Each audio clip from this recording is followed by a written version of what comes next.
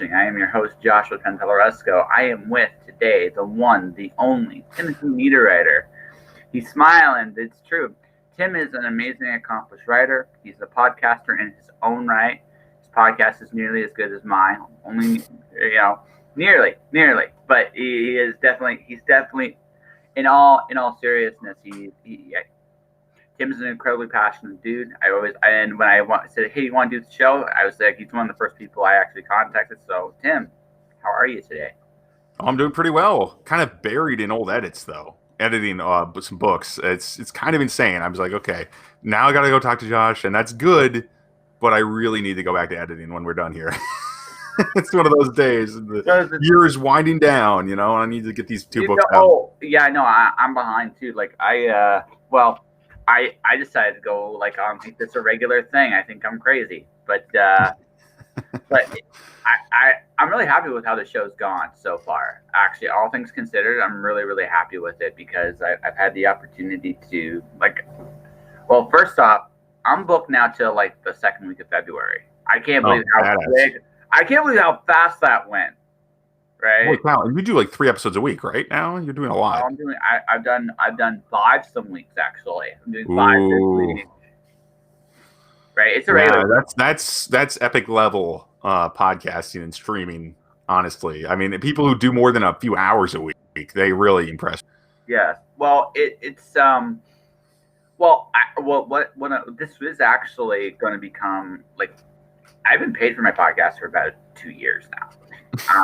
Right. I mean, you and I was doing the older show, but I was looking at what works and what makes an episode really work and all that stuff. And I was looking at streamers, video game streamers, people that actually play games and what they do with the channels, with Twitch, with YouTube, with all those things. Right. And I decided, I think my show's really good. That's just my, there has to be a quiet self-confidence in doing any show like this. It requires a certain degree of self-confidence. I mean, I'm crazy anyway.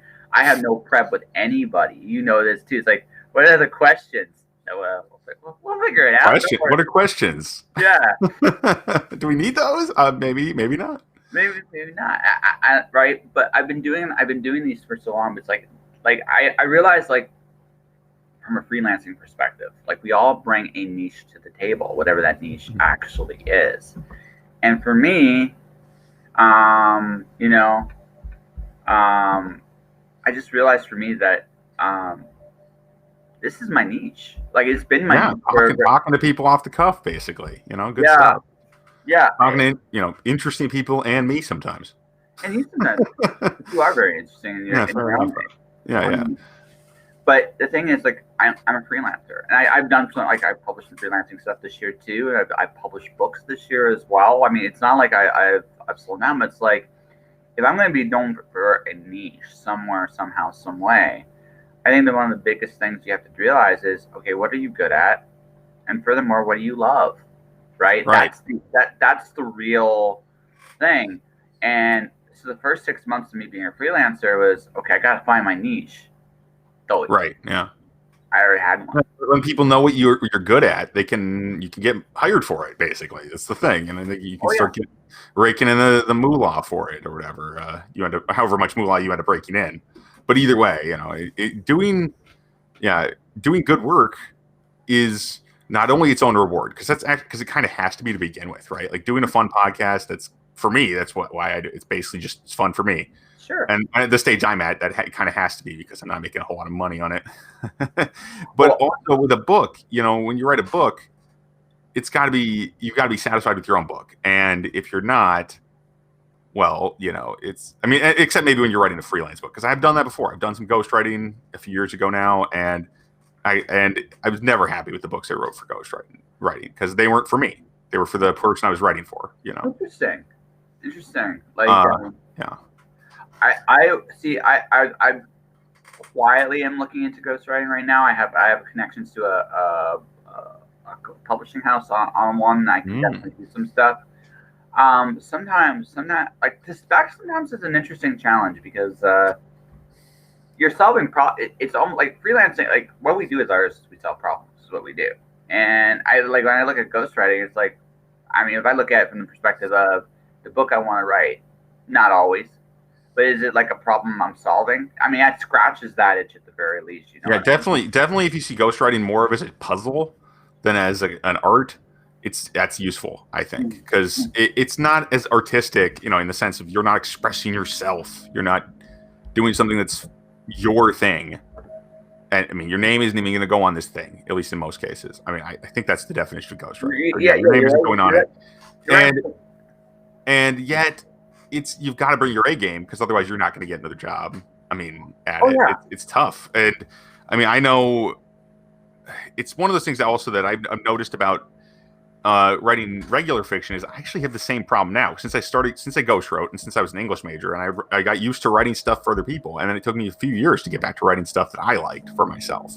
Oh really? Yeah, Okay. it took me. I mean, it's been 8 years since I graduated from college, almost 8, well, 8.5, and I was an English major. I didn't like literature. Never did, really. I mean, some literature's all right, but as a genre in general, it's not my thing. I'm a fantasy writer and a sci-fi writer, but I don't. And that's not the sort of thing they want you to write. And actually, the worst book I ever wrote, was definitely in that when I was an English major, trying to impress my professors with this book that I was writing on the side. I'm like, oh, right. No wonder so many people have a hard time finishing those books. Like the classic, was it Animal House, where the guy, the professor's like, or the professor was like, I'm writing a book two or whatever, and then the student says, well, how long have you been working on it? A few years or whatever, 6-7 years, and he's like, and the professor, and well, then it must be very good. And the professor says, oh, piece of shit. It's like that. You write a book for somebody else. You write a book to please some invisible force or some powerful being. It's a powerful thing you're imagining, or some person you want to impress. And that almost always fails. But if you're ghostwriting, you're just solving a puzzle. It's not to express you to this other person or to this thing you're imagining. I don't know. I'm just thinking out loud here. No. This is an interesting perspective. Like, okay, so for me, I did enjoy, like, for me, and this is where I was a little different. I enjoyed English literature because it made me look at storytelling. Like, I think this thing I liked about it. It made me look at storytelling in a different fashion, in a different way of understanding what's beneath the surface of every story you're telling, the building blocks of true storytelling. I love that stuff. I thought I was a little crazy, but I remember. Now I wouldn't write any of that stuff, but I still remember The Great Gatsby. So grade 11, my teacher in grade 11, first month he let us read Gatsby, and he deliberately set us up to fail, and it was a good lesson, because what he did was, okay, read The Great Gatsby for a month, right? And then what I want you guys all to do is I want you to write an essay what you thought about the story, a book report, kind of quote, an old-fashioned book report. So we all wrote our book report, and then he took our book reports. He didn't count them. That was one thing, so he didn't count them. Okay, now I'm going to show you guys how to really read a story. Right? You're not just summarizing it. You're not just reading for comprehension. No. So that, like for example, the siren, like what I call the siren scene, page 8, when the two women in Gatsby, the siren, the siren imagery, what it actually meant and conveyed, what the fact that all stories reference other stories. That in itself, like understanding that and understanding how storytelling works 101. I love that about English literature. That was the part about it that I really, really enjoyed, and you could tell really good. But I think the fact that we all have this tendency to. I think what happens is there's a level of pretension that can come with it. It doesn't always have to be. It doesn't have to always be that. It really doesn't. Every story has stories within stories. And I've learned this as I get older. Is like, I'm a deliberate thief. I steal from everything I love. Right? Sometimes it's so on purpose that I even tell you it's in the premise. I write an Alice in Wonderland Greek mythology mashup. Alice with Pandora. I'm ripping this off. I am telling you up front. That's what I'm doing. Right. And that's what I dug about literature. But I think where the line got very tricky. I think where a lot of us tend to get, I think, swamped is, okay, there's this invisible force we're trying to, no, There really isn't. Like, No, there isn't. Yeah, exactly. There's no higher being that's telling you what's a good story. It's the people who like your story or not. So I kind of see it as like targeting, you know, you target an audience, and that can be kind of sleazy sometimes but it's also kind of necessary because you can't please everyone with every story. And sometimes you can't please anybody with a given person with any of your stories. I've encountered that in writing groups before. Those are the absolute worst. Actually, Oh yeah, awful. When you come into those environments, look, I don't need you to like my stories. I mean, I have one beta reader who will deliberately eviscerate me, and I need that because I need to understand why I can be confusing in my writing. And I feel learning this from writing my first novel and publishing my first novel, I can look at it critically now, looking back. It's like what I could have done to make it better. Yeah. Right. And everything I've done since has been a reflection of me learning from that first book, and that's been a great thing. But at the same token, they're not eviscerating my work because they hate absolutely everything I do. They just see things I don't, and they're helping me, showing me some things I didn't see prior to that. So that's very important. I needed to understand. I needed to understand where I can improve. And those are the best kind of writing groups. You don't necessarily need them to like your stories, but their criticism has to be from a constructive place. Right. I remember one time I read the Cloud Diver as a pre-thing. I had the 13th floor because I just love the idea of the 13th floor because they don't really exist in every building. Some buildings just have 12 and then they go to 14, and especially if they're older buildings, right? Yeah. I threw that in there because I thought it'd be a fun little story beat. There's no 13th floor, and then suddenly the 13th floor appears. That's a cool little it's an Easter egg almost in the game, in whatever they're in the universe. It's kind of an Easter egg. Yeah. But the thing is that one person goes, that would never happen. There'd be no superstitions in the future. I'm like, really? Oh, come on. Right? Really? What the current age we live in is pretty cyberpunk already, and it's like and at least in America, it's one of the most superstitious times there is. I can imagine it continues to be pretty superstitious the world over. I just don't have experience with the locals, you know. Well, I just look at this I just look at it this way. Anyone wants sports, right? You got teams, you wear lucky uniforms. There are sports guys who wear lucky underwear. I mean, we live in a world where superstitions have evolved. So I realized right then, that person is not someone I'm going to learn anything from. Yeah. Right. I just realized, okay, you're worthless to me, and I don't mean that you're a worthless person, but your opinion isn't helpful. Yeah. No, doesn't build anything. And I think in English literature has this built-in danger zone. I think, especially, I think this is the big difference between literary and genre. They're both good stories. They tell them slightly different ways, but they're both good stories if done well, right? When they're not done well, I don't care if it's literary, genre.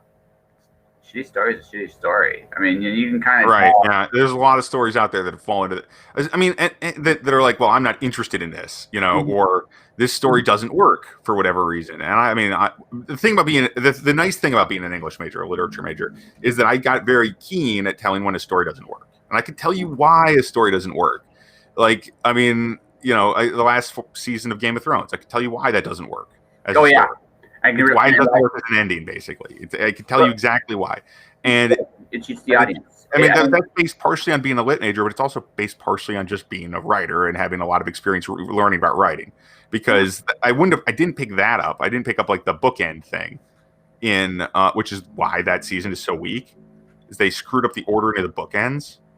I don't know. I don't need to get into it, but it's like people get angry at that season for a bunch of reasons, and it's kind of bad in a lot of ways. I never watched the final episode, but because I already knew it wasn't going to satisfy me, because they'd already completed the thing that they should have had in the final 2 episodes, but they completed it in the 3rd episode of the season. It's like, okay, this is not going to work.